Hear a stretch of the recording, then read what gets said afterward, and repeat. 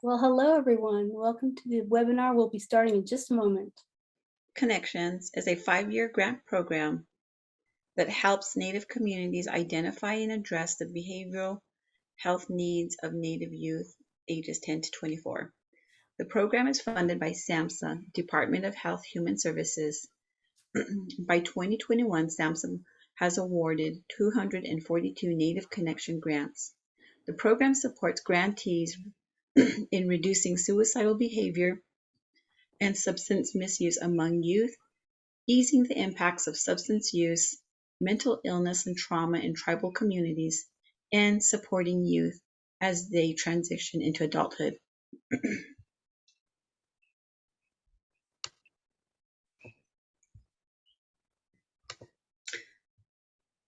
The disclaimer. On behalf of our SAMHSA contracting officer representatives, Maureen Madison and John Dunbar Cooper, we thank you for joining us today. Hi, everyone. My name is Sarah Pearson. This webinar is inspired by the deep and thoughtful work of Oglala Lakota Sioux award-winning chef and cookbook author based in Minneapolis, Sean Sherman. Today, we're joined by Sean's partner and co-founder of Natives, Dana Thompson. We'll jump into this exciting presentation after we open in a good way.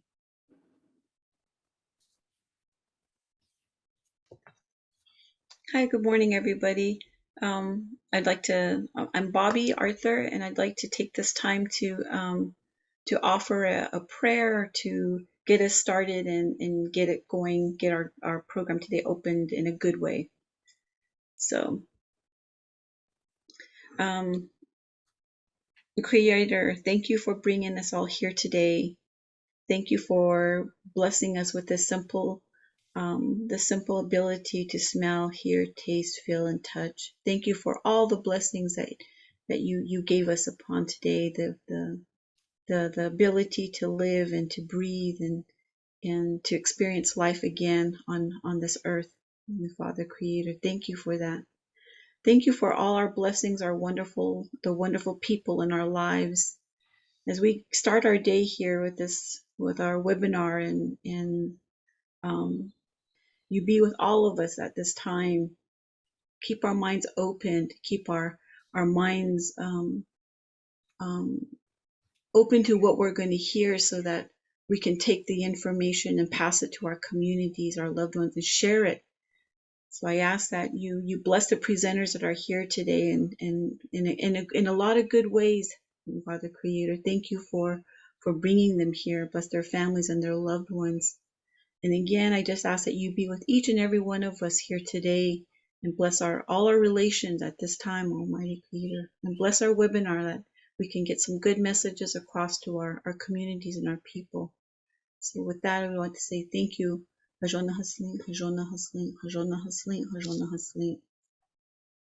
you.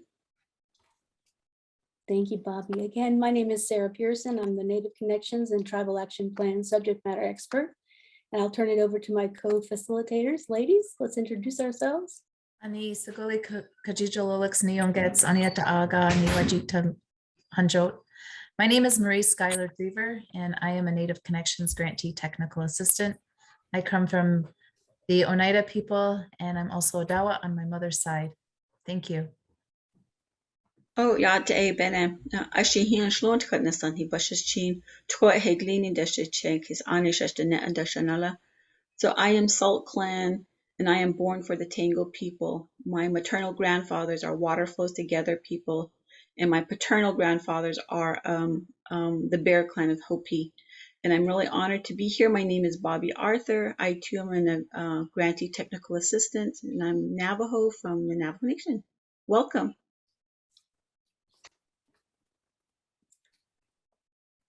So Sean Sherman is the founder of the Sioux Chef, a company devoted to the creation and education of Indigenous food. He's also a founder of the nonprofit North American Traditional Indigenous Food Systems, or Natives. Today, we're joined by Sean's colleague, Dana Thompson, leader and co-founder of Natives. Dana will take us on a journey to explore the food sovereignty revolution that is being led by Natives like Chef Sean Sherman. She'll also help us understand the vast diversity and nutritionally rich indigenous foods that could be enjoyed. She'll help us think about our connection to the earth and become familiar with beginning steps towards a reconnection or rediscovery of indigenous foods with easy recipes for youth to cook at home. It's our hope that you'll be inspired by what you see and hear today and introduce some of these ideas to youth in your program. You may even get some ideas for new youth-led activities, who knows? So get your comments and questions ready to share because we'll pause for a little bit to hear from you. Now, please join me in giving a warm welcome to our guest, Dana Thompson. Dana, I'll turn this over to you. Hello, everyone. I am Dana Thompson. I'm Pechuashte, Hamitakiape, Imakiape Dana Thompson. I would like to share a little bit of the story of my work and what I've been devoting the last 7 years of my life to. I'm hoping I can tell you a little bit about what I've been doing and my team and some of the work that we've been doing here in the Twin Cities and that we're soon to be doing all over North America. So this is our team before we had the pandemic start. We had a catering operation here in Minneapolis, and we were forced to shut that down during the pandemic. In 2014, we started working on the company, The Sous Chef. Sean and I have been working on it since that year, and it's been building up year over year. With both of us doing speaking engagements and outreach, different types of consulting, and a lot of different types of projects that I can tell you a little bit about as we go. But I think it would be helpful for me to tell you a little bit about who I am and where I come from so that you understand why I'm here with you today. So it's important to me, to my story, that you know my mom. This is my mom and I in her garden in Prior Lake, Minnesota. I get my Dakota blood through her, and she was born and raised in Prior Lake and passed there a few years back. Down in this image on the bottom, you can see my mom with her father, Clem Felix. That's who we get our Dakota blood from. He was French and Dakota. My mom, when she was 18 on the left, and then her mother in the middle. My grandmother was French and Irish.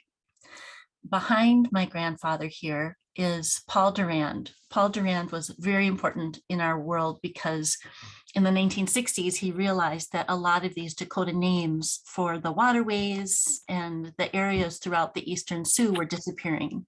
And so he took it upon himself to find someone in his community that spoke Dakota and made inroads with my grandfather. And they decided to spend the entire 1960s hiking through this area and creating a map with the names, the indigenous names of all of the areas. And that book became a book called Where the Waters Gather and the Rivers Meet. And if it wasn't for my mother, I wouldn't have known how important all of this indigenous wisdom was and how important agriculture was in identifying plants. So this is the book that was made and dedicated to my grandfather. And he was a really wonderful man, father of 10 children.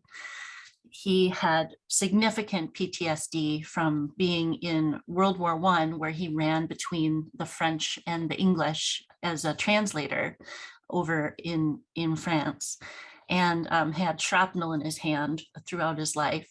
But he loved his children, he loved farming, and he loved language. And it's really fun to have this acknowledgement of his life in this significant piece of literature that is no longer in print, but it's out there if you can dig. I was gifted a copy the week that I was finally able to find one to purchase, and so I happen to have 2 copies of this amazing book. So this is an image of the map that was created, and on the right, you can see where the word Owamni is, and this is how we were able to name our restaurant. The arrow is facing in the wrong direction for some reason, but if you look to the right of the arrow, you can see Owamni. And that word means the place of swirling waters, the original name for this incredible space in Minneapolis. And so Owamni was a really incredible place that when first explorers came and reported on it, that they were documenting that it was as profound as Niagara Falls, very different, not as long of a waterfall, but really, really wide, spanning the whole width of the Mississippi River with a series of islands that were really beautiful. And so for us to be able to name our restaurant after this space and bring back this beautiful word means so much to us.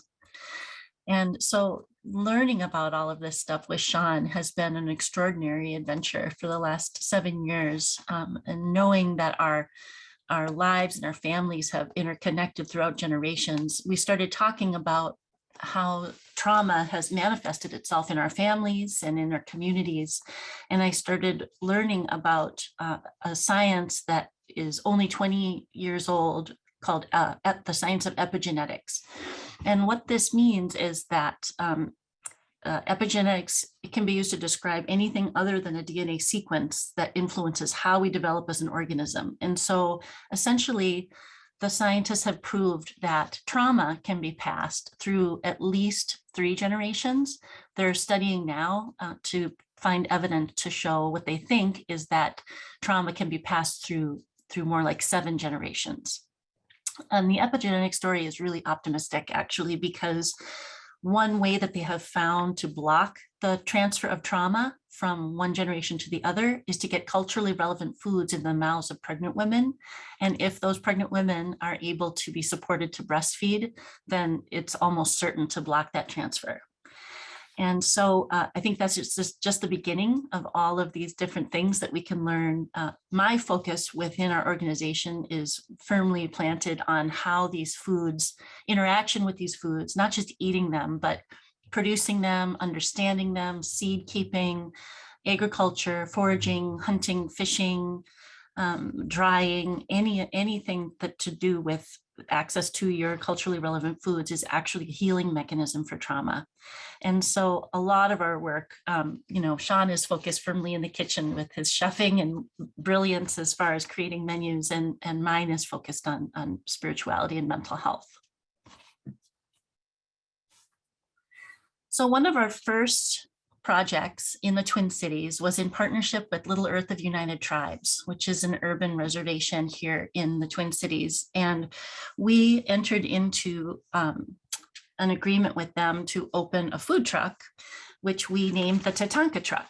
And so this was our first essentially brick and mortar, where we were able to have food that could be served to people. And before we even served our first Indigenous taco, we were getting press in international publications. And so to prove that there was an interest and that Indigenous foods could be a success, we used the Tatanka truck to make that point. And I believe that we succeeded. We also learned a lot about how difficult it is to run a food truck and how many complications there are. And as part of our entrepreneurial generator program through the nonprofit, this really helped inform all of the resources that we need to create, a backbone of support for Indigenous people as they want to start their own businesses, because we want to expand this over and over again, for the next several generations. So we've done so many different things within our organization. We've had a catering company, Sean's first book, the second book is going. We're working on a TV show right now. We've done speaking engagements and consulting projects like our catering company and the Tatanka truck. And back in 2016, we signed on with the Minneapolis Parks Board to open their first full year-round restaurant that we were able to name Owamni based on that book that I was just showing you. And even though we were stretched so thin and didn't have the time for it, and neither one of us really wanted to do it, we had made a commitment. And so we made it happen. And we opened our first restaurant this last July. So we've only been open about 9 months. And within the first year, we've received pretty much every award under the sun for restaurants, and are so proud of our staff and of everything that we've created within this building. We were also able to create a walking tour with Indigenous plants throughout the park so that people can come through and learn plant identification and Indigenous uses for all of these different plants that are growing around our building. They built an entire park for us, downtown Minneapolis, on the banks of the Mississippi. And it's just been a profound experience. And as I understand it, getting through your first year is the hard part. And it's confirmed that it is, but we hope it'll get easier, more streamlined, and that everything that we learn can be things that we can share with other Indigenous entrepreneurs that want to start their own food businesses, focusing on the foods of their regions and their areas across North America. So we've got several different entities, and our loosely, I hate to use this word, but it almost feels like an empire in a sense, because there's so much complication to it. I've actually had to make PowerPoint presentations just for our staff so they understand the difference between the nonprofit and the for-profit. And so, 2 years into our work, Sean and I realized that the work that we wanted to do, the impact that we wanted to make in tribal communities, wasn't something that we could do with a for-profit company. We needed to leverage philanthropic funds to create a mechanism for reaching all of the tribes if we could. And so we started trying to develop a 501c3. It took us 2 years. And in 2016, we started figuring out how to fill out all the paperwork and understand like what consultants we would need to open a nonprofit. And in January 2018, we received our 501c3 status, and that is Natives. Natives is the umbrella over all of our nonprofit entities. The first project under Natives is the Indigenous Food Lab, which we plan to stamp out all over North America. We have our flagship open here in the Twin Cities on historic Lake Street in the Midtown Global Market. And right now we're trying to figure out how we can open up 3 more Indigenous Food Labs, hopefully in the next 2 years. And we're targeting Anchorage, Rapid City, and very likely Chicago. So we have a lot going on. We've been onboarding 1 new team member pretty much a week for the last couple months. The pandemic has really changed a lot of our focus of what we planned to do, what we envisioned. Everything changed, and we were going to initially open the Indigenous Food Lab as a culinary training center that was attached to a restaurant. And of course, right as we were getting ready to launch it, the pandemic hit, and it wasn't wise to open a restaurant, even though we were opening a Wamni. That would have killed us for sure. But we eventually may open a restaurant that is affiliated with it that would be used as a training restaurant.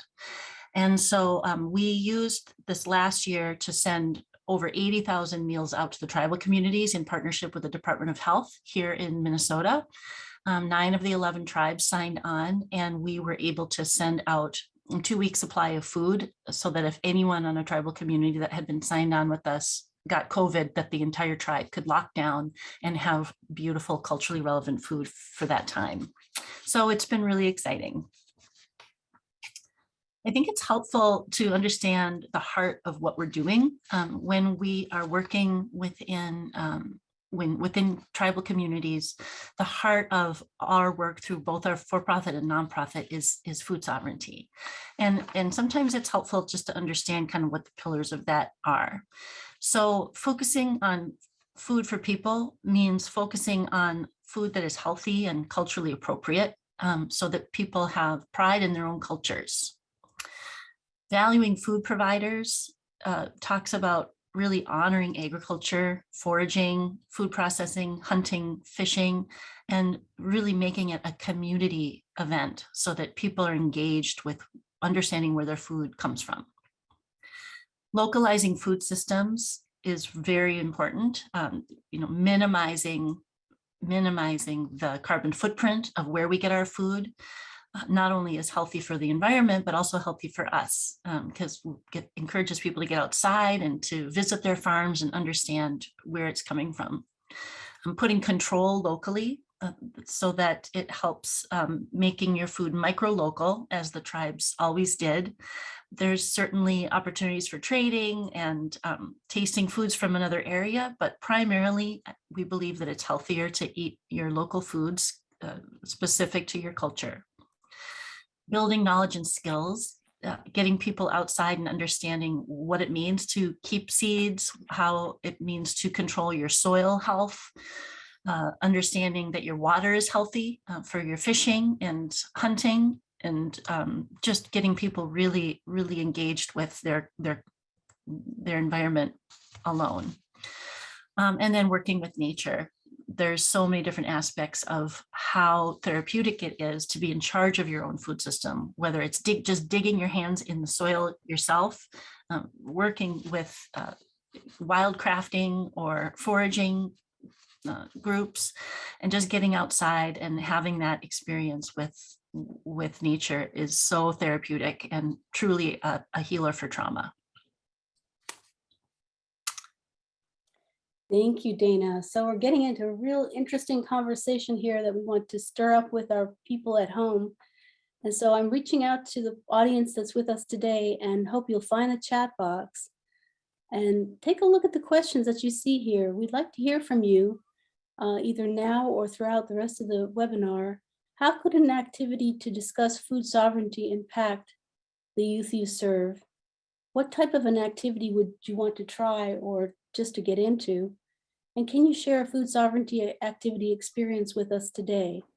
I'm going to turn this over to my colleague, Bobby Arthur, who's got a special guest with us here today just to share a little bit of her experience. She's a chef from Southwest, and then we'll turn it back to Dana. Bobby? Yes, hi, thank you, Sarah. So I have, our guest today is my sister Terry, who has experience in being a chef. And I'd like her to introduce herself and give us a little bit of, maybe she can add a little to her thoughts and on food sovereignty, or maybe she can share with us a little bit of what her experience has been with some activities in regards to food sovereignty. So Terry, would you like to introduce yourself, please? Hi, Yat Terry Inishia. My name is Terry, and I used to cook actually with Sean Sherman, and I met Dana, and one of my first experiences out of culinary was to win an award with Chef Sherman, and I still hold that deep in my heart, and that it gave me encouragement to go further. So, but as far as food sovereignty, any activities to discuss, how could an activity discuss food sovereignty impact the youth you serve? I think a lot of education would educate on our traditional foods, on our type of planting, just like you said, getting your fingers in there, planting your own food and understanding that it's not just about planting and eating. There's hunting, that goes into it as well, and there's a certain way to do it with respect, and as I've not really been hunting. I'm female, so I don't really do that. But I think, going back to the roots and going back to our parents, and asking them how the traditional foods were made. How, I remember great grandma doing this. But it all brings us back into full circle once we start learning our traditions and how we used to do. Yeah, thank you, Tara. I think that's real important too. You made a good connection as far as how it brings it back to our culture and who we are, our identity. What are some of the, maybe if you could share real quickly, what are some of the indigenous type foods that you serve or you like to serve or you've shared with your family or your community? We have, I went to school at Navajo Technical University, and we were incorporating our traditional foods into cuisines, and to learn how to use the traditional foods to make a cuisine is very different. I mean, you can incorporate in food, but cuisine is different. And you've got raw foods and, oh, wow. But I kind of got lost in that question there. There's so many avenues to go with food sovereignty, and there's so much to learn. And you guys have done an amazing job with just starting out. And I think it's going to grow from here. And hopefully it'll come this way a little bit more. The more structure we get, and the more education we can give out, the more we can go back to our foods. Absolutely. Yeah. Awesome. Thank you. We do have some comments in there that are coming in. Let's see. We start out with Marvin Richardson. He's one of our colleagues. He says, dear, and food sovereignty has deep reach. And then we also have, I remember my great aunt saying my great grandmother had a lot of knowledge about herbs, medicines from the earth, and wished she had been able to teach her more about them and their uses. She said they used to walk around the property and great grandmother would point out different plants and what they were used for. That's comes from one of our colleagues, and getting to know the land you're on. Exactly. I liked when Dana said getting your hands in the dirt and being with Mother Earth and connecting. Absolutely. Absolutely. We have food sovereignty conversations with our youth, have prompted conversations and growth ranging from personal skills to historical questions. How did we cook food without skillets? Why did certain foods determined to be edible? Every year we include cooking traditional dishes at Camp Quapaw, and we discuss the Quapaw's agricultural history. This year we will also tour our buffalo facilities and are working with our food sovereignty program to begin gardening. Beautiful. I think we'll send this back over to you, Dana. Thank you. All right, great. Thank you, Mark. So when we have been going throughout the tribal communities throughout North America, we have been really blessed to be able to see really culturally specific foods. And the foods of the Northeast are really different than the foods of the Navajo Nation, or the Pacific Northwest, or Mexico, or Alaska, different places in Canada. The foods of the Dakota here in Minnesota are even different than the foods of the Lakota in South Dakota. And so really shining a light on that diversity and showing people how important it is to just honor that diversity has been really inspiring and fun. And in this image, you can see that we were actually in the Pacific Northwest to feed a gathering of 1,000 tribal elders from all over California, which was really profound, Northern California and Oregon and Washington. And it was really profound because there are no federally recognized tribes in California. And so we had a big group of elders, and the nearby casino had donated a bunch of seafood.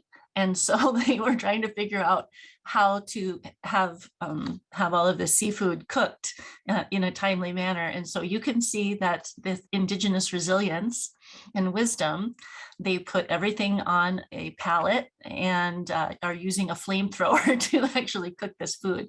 So just one example of that really great wisdom. Another image below, this is an image of us doing a pop-up dinner in North Dakota. And I'm definitely not a chef, but I've learned a lot about foods, about sourcing, about creating a great experience for people. And it's been a huge privilege of a lifetime to be able to have that experience with Sean and our team.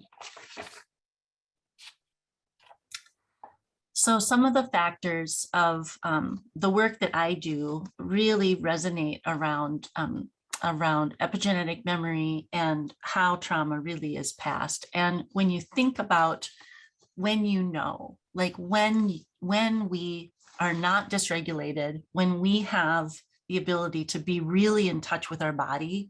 I really loved that introduction at the beginning where we acknowledged the blessings of all of our senses. Because if we can get out of our heads and into our bodies, we're able to really understand that the wisdom is in our guts. We hold that wisdom right there where our food is digested. And so it really struck me as I was learning a lot about trauma and how it was manifesting with people on our staff and with people that I had met as we were traveling, about how important that gut-brain connection is. And then I learned something about the vagus nerve. And the vagus nerve is a really, really profound influence to understand how and why getting these foods into the mouths and stomachs of pregnant women actually impacts their offspring and themselves and their communities. So you can see here that the vagus nerve comes out through the brain and goes down, and it touches every single one of our major organs. And then it spans off through our gut and connects itself literally to our pelvic floor.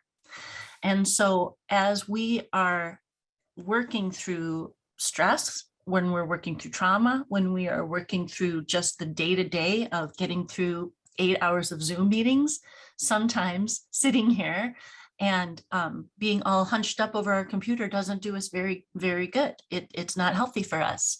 Stretching, getting outside, expanding our limbs, breathing the air, getting in contact with nature is healing on so many different levels.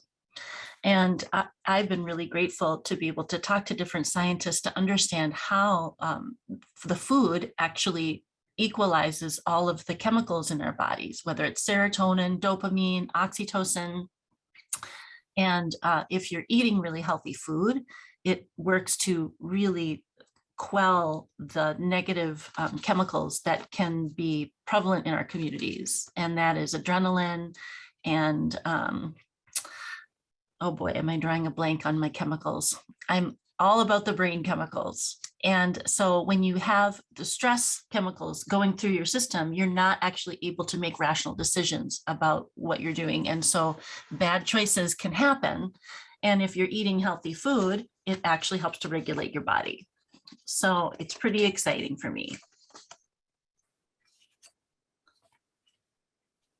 In 1937, Carl Jung used the term collective unconscious to define his concept of inherited traits, intuitions, and collective wisdoms of the past. And so, you know, psychologists since the beginning of the last century understood that unconsciously there is some really deep stuff that we probably, even though we've got these overly developed brains, can't fully understand yet.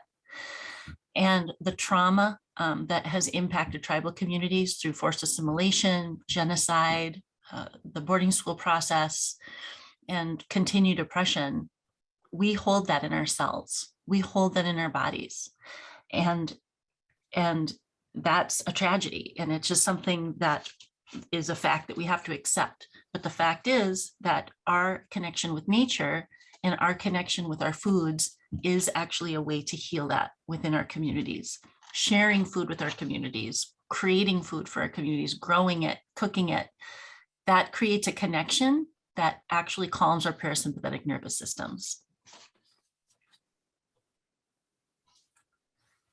You can see the trauma. I wish that this image on the bottom was a little bit bigger because it makes me cry almost every time I look at it. But you can see, you know, this is just one snapshot of the Indigenous children that went through the Carlisle Indian School. And this is just one of many, many of the schools throughout North America, especially throughout America, the United States and Canada, that really tried to stamp out Indigenous culture. And, you know, it's a tragedy and a crime that maybe will never be punished. But this is still held in our bodies as people, as Indigenous people. And as our staff comes through, we have presentations and talk about how we function within this community where we still hold all of this. And so our organization actually has a staff psychologist that we have on site to work with our communities. And they are constantly working on conflict resolution, healthy communication skills, and increasing connection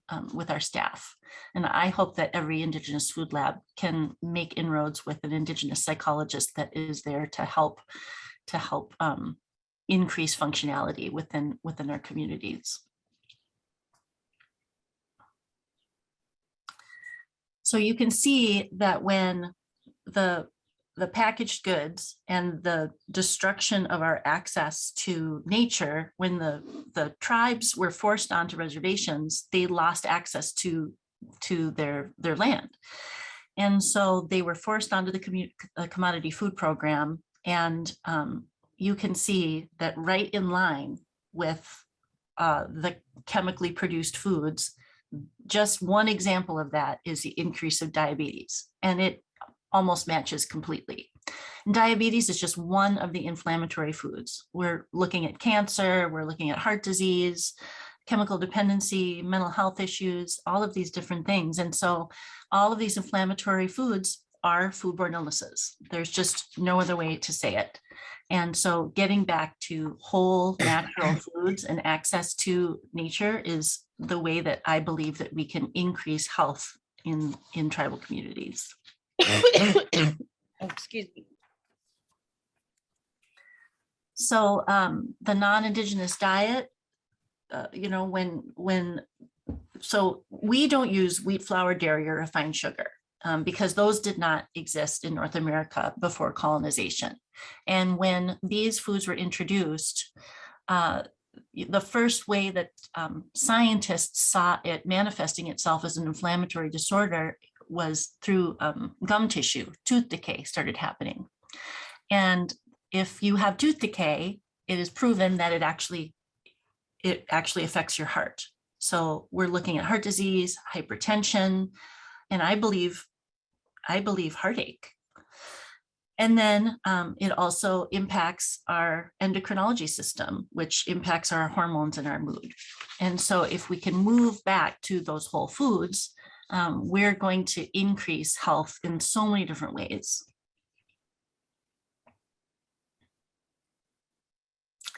So somatic healing mechanisms is an understanding that we don't necessarily heal our brains by thinking through things. We heal from actually understanding what is happening in our body.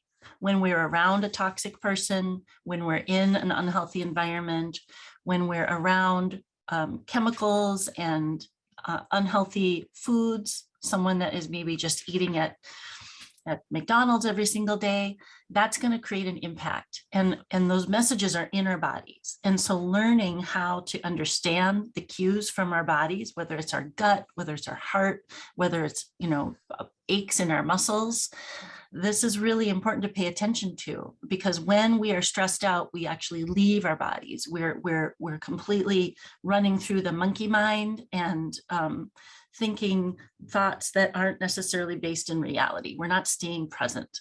And so this really is kind of a jump off from mindfulness in a sense, which is one way to look at it. And we don't call it that within our organization. We just know that the lived experience, the felt experience of being in nature, being around trees, being around a healthy soil and our plants, our plant relatives, and just getting to spend time with our community is actually a way for us to heal.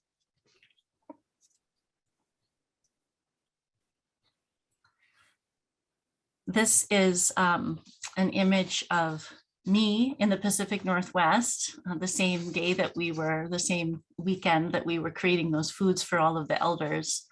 I started realizing how good I felt when I was exposed to trees.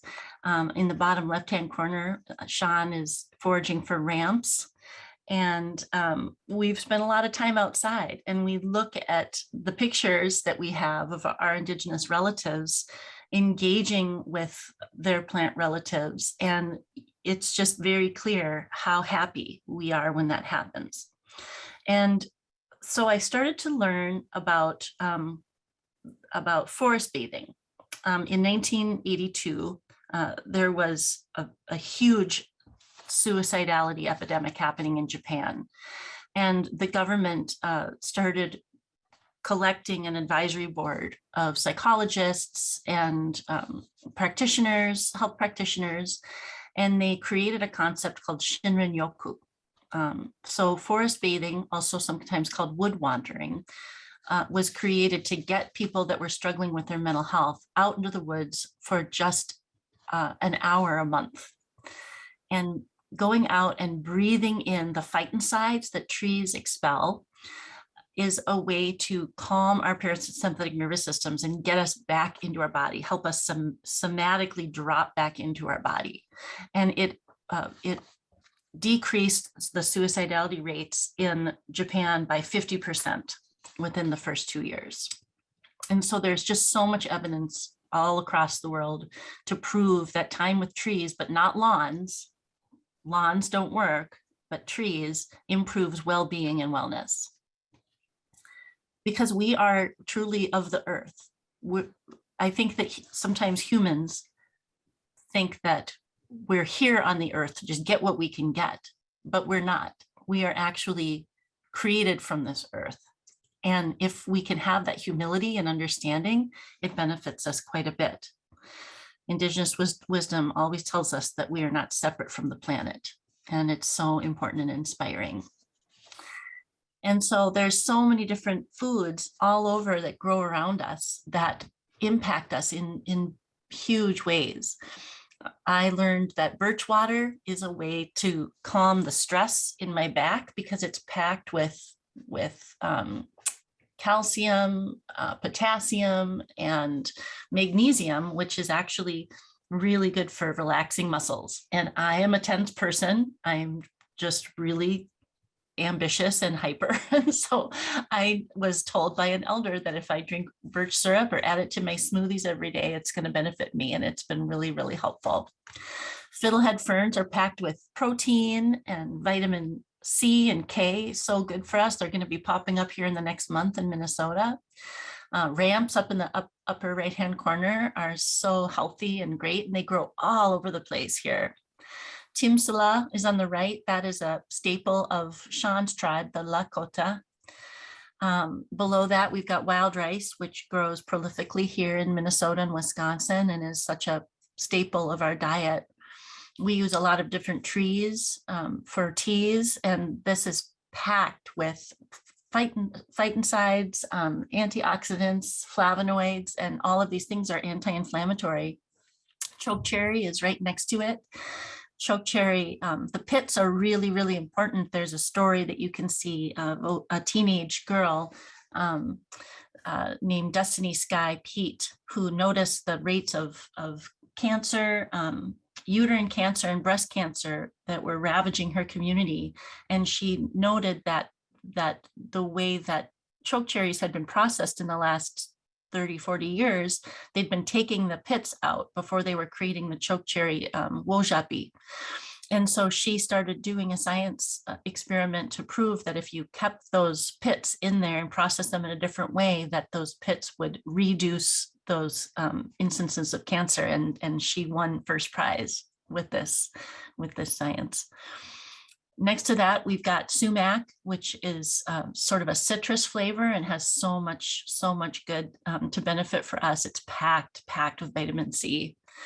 And then wild ginger above it. So everywhere you look, and this is just in our area, but everywhere you look, there's all of these beautiful plants in the desert, whether you're in the desert, when you're in the diverse terrain of California, when you're in the East Coast, Eastern Seaboard, up into Canada, all of these foods are all around us. And it just takes us a little bit of work to get to know them. And one of the things that we're doing with our nonprofit is creating different PDFs that are downloadable from the website so that people can start to do plant identification. And we're going to keep building and building and building that over the next. Yeah, sumac tastes like lemon pepper. It absolutely does. It's so delicious. And we're gonna keep increasing the knowledge, and that's why the education part of that is so important for a nonprofit. So I love this picture because look at preserving squash. This woman did not have a Japanese knife that cost $200. I don't know how she was cutting these, but the cuts on these squash are incredible. And of course, she's drying these squash in the sun and putting them on ropes and drying them in the sun so that it lasts them throughout the whole winter. Collecting maple syrup right there next to the tree, and then they would dry that down into maple sugar, and they would have that through the long winter as well. And it's just so good for us.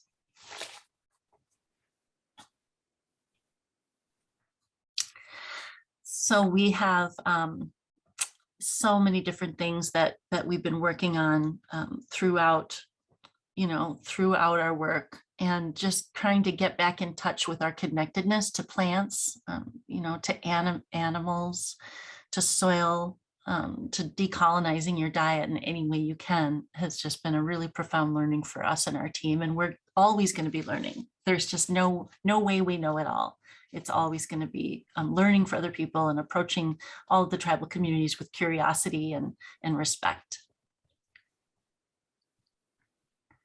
So this is the foundations of the Indigenous food model as Sean originally saw it, and we're using this for Natives. And some of the foundations are removing colonized thought, to reconnecting spiritually, mentally, and physically with the natural world, understanding and building Indigenous foundations, and then regain, retain, share, and practice the knowledge with everyone around us. We've got farming, we've got the plants, all of the different foraging, all of the plants that live and grow in the sea, tree foods and nuts, and all of those wonderful medicinals. We've got the elements, so getting in touch with water, soil, rocks, the sun, the wind, snow and ice. And then all of the different animals that we use, at Owamni, we don't even use beef, pork, or chicken because we want to show people how important it is to just get into touch with other types of proteins. We use elk and pheasant, different types of bison from nearby tribes. We've got a venison tartare right now that is absolutely incredible. It melts in your mouth. It's so delicious. And just a little bit goes a long way. We use it very, very carefully. And then working with our Indigenous histories and languages and just engaging with Indigenous wisdom is really critical.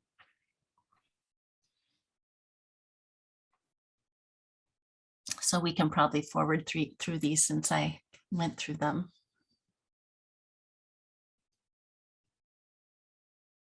And so our first Indigenous food lab is here in Minneapolis. This is phase 1, and we're just kind of getting it going because the pandemic had changed everything and made us pivot and adapt. And the next phase is going to satellite out to different tribal reservations around us, which we've already been doing, engaging with the different communities to try to figure out what they need or what they want, which ones of these tribal communities have entrepreneurs or people that are interested in learning about these foods. And so like down in the Lower Sioux, we've got a couple of clients that are working on food truck and a catering company. Up in the north, we are engaging with organizations in Duluth and north of there, up in Red Lake, and really trying to understand what they want, because we don't want to go into the tribal communities and say, here's what we want you to do, and this is the right way. We are approaching every single one of these relationships with deep curiosity and humility. The phase 2 is to push for the community gardens and permaculture wherever we can. We're trying to create a partnership with orchards and different organizations that are working on grafting ideal fruit trees and berry trees, berry bushes that are specific to each area, depending on climate change and the terroir nearby. And so that we can actually try to line community gardens with these permacultural landscapes and creating food forests so that people are able to collect and have the food for generations. And we're continuing to build our relationships with different types of Indigenous food producers so that we can drive that wealth back into tribal communities so that they have a little bit of extra help, and we can raise awareness about the diversity of all of these beautiful producers that work so hard to create food for us. And the long-term goal is for us, like I said before, is to open up these Indigenous food labs all over North America.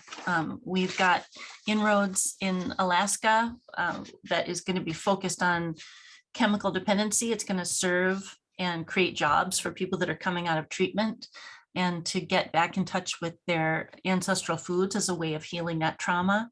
In Rapid City, we've got a whole bunch of Indigenous people that are affiliated with Pine Ridge that are interested in creating a food lab that is really, really specific to their area. And then we have been contacted by several organizations in Chicago that are really interested in developing that too. But we have a long list of people that are interested and have resources and trying to figure out how we can scale in a way that's not too fast, because we don't want to take on too much. We already are taking on too much. So we're building our team and trying to create a way that we can continue to just stamp these out all over the place. And we always do everything we can through the lens of our values.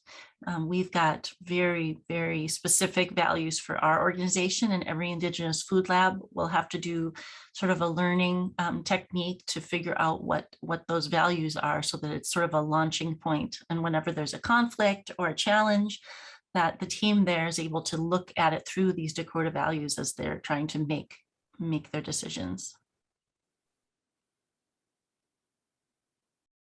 And we are working really hard on really acknowledging the culture of institutional oppression. You know, the first Indigenous food lab is here on historic Lake Street in the heart of the revolution. As we started those meals during the pandemic to feed the tribal communities, every building surrounding the Midtown Global Market was literally in rubble. It was burning. All of the buildings were smoking and on fire. And we got up every day and went in there and created food anyway, protected the building that we were creating it. And so we've got a lot of healing left to do, but it brought our community together in a big way. And we always look at every crisis as an opportunity. And this is no different.